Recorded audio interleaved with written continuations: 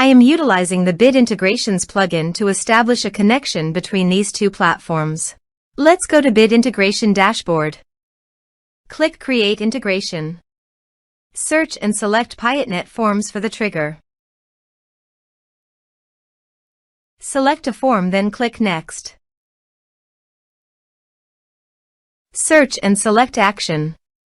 Zendesk. Give here an API key, so please visit the Zendesk API token. Add access token. Give here a meaningful name.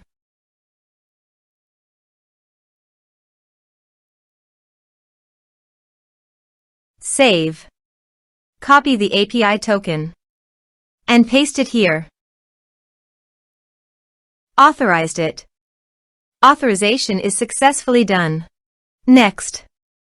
Choose an action. Map the respective fields.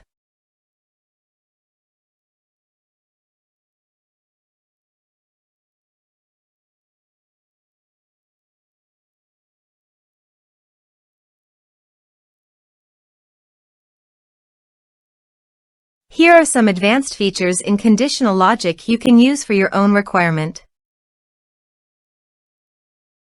Next. Finish and save it. Let's submit a form.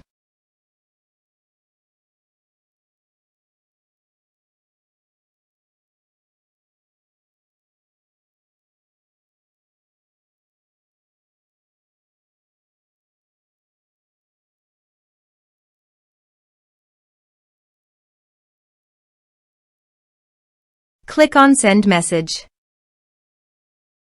Now go to the Zendesk site and go to Contacts.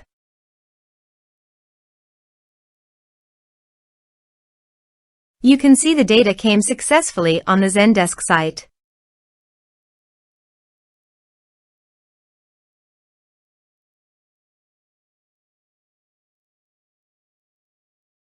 Thanks for watching.